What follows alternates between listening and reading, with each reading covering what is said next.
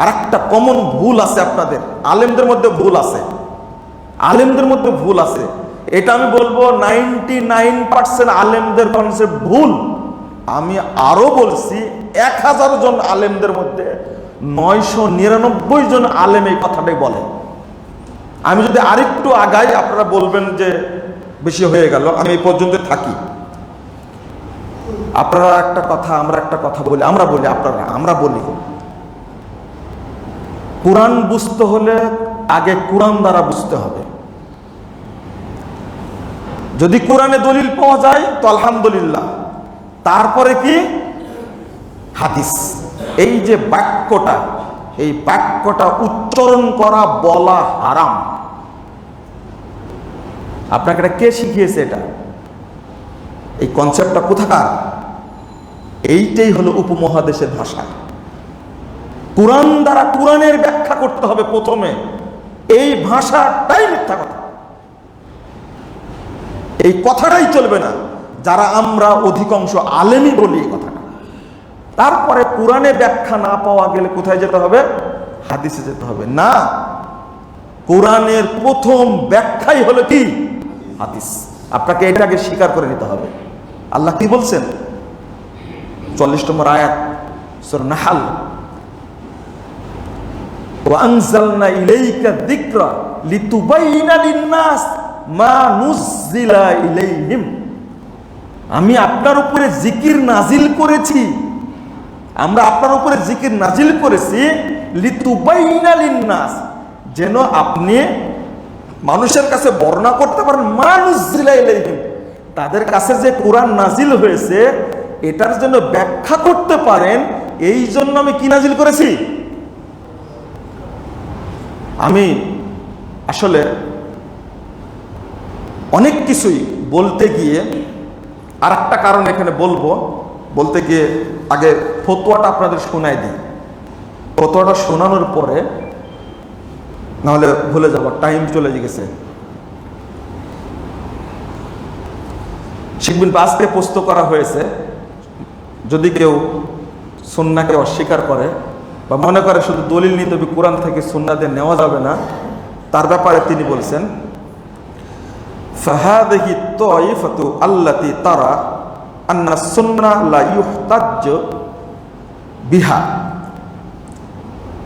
এই দল যাদেরকে তুমি দেখছো যে সুন্নাহ দিয়ে দলিল নেওয়া যাবে না, তিনি বলছেন তাইফাতুন কাফিরাতুন দাল্লাতুন। এই দলটা হলো কাফের এবং পথভ্রষ্ট। ফাল ওয়াজিব হলো আলা মাইয়া আরিফুহুম আইয়াহজুরা হুম,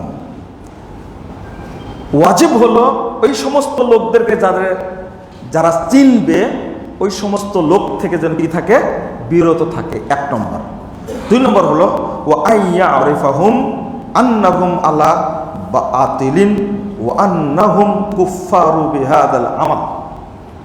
দ্বিতীয় দায়িত্ব হলো যারা বুঝে তাদেরকে বুঝাবে যে আন্নাহুম আলা বাতিল, তারা মিথ্যার উপরে আছে, বাতিলের উপরে আছে, পথভ্রষ্ট। এটা তাদের বুঝানোর সাধ্য, তারা বুঝাবে। তারপরে বলছেন যে ওয়া আন্নাহুম কুফফারু বিহাদাল আমাল, কারণ এই ধারণা পোষণ করাটাই কি? কুফুরদের, কাফেরদের ধারণা। তারপরে বলছেন ওয়া বিইনকারিহিম আস-সুন্নাহ,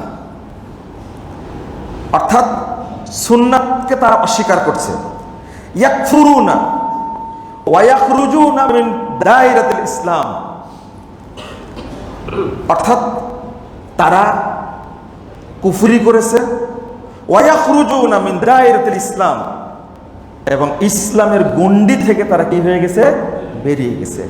এই ফতোয়াটা হলো সৌদি আরবের গ্র্যান্ড মুফতি 1998 সালে মারা গেছেন, তার আগের ফতোয়া এটা। শেখ আব্দুল আজিজ বিন আব্দুল্লাহ বিন বাজ রাহিমাহুল্লাহর ফতোয়া এটা আপনাদের একটু পড়ে শোনাই দিলাম। এটা আমি যে কথাটা আগে বললাম, যে কথাটা কতটুকু যুক্তিযুক্ত, আপনারা অনেক কথা বলতে পারেন। এই জন্য ফতোয়াটা আমার ফতোয়া না, অনেক পুরাতন ফতোয়া। তারা কি কাফের। আমি যে আয়াতটা পড়লাম, আল্লাহ জিকির নাজিল করেছেন লিতুবাইয়িনা লিন-নাস মা নুযিলা ইলাইহিম, কারণ আপনি যেন ব্যাখ্যা করে দিতে পারেন যেটা তাদের কাছে নাজিল করা হয়েছে। কোরআনের ব্যাখ্যা স্বরূপ আল্লাহ নাজিল করেছেন কি? হাদিস। ইবনে হাজাম আন্দালুসি রাহিমাহুল্লাহ বলছেন যে ফাসাহা আন্না কালামা রাসূলিল্লাহ সাল্লাল্লাহু আলাইহি ওয়াসাল্লাম কুল্লুহু ফিদ-দীন ওয়াহয়ুম মিন ইনদিল্লাহি আযজা ওয়া জাল লা শাক্কা ফি যালিক।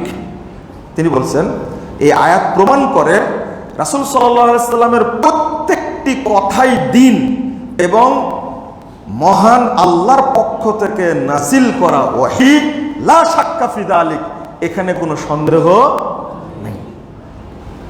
তাহলে ওহী যেহেতু নাজিল হয়েছে রাসূল সাল্লাল্লাহু আলাইহি ওয়াসাল্লামের প্রতি, আমাকে অল্প একটু বিশ্বাস করলে হবে না, সবগুলো কি করতে হবে? বিশ্বাস করতে হবে।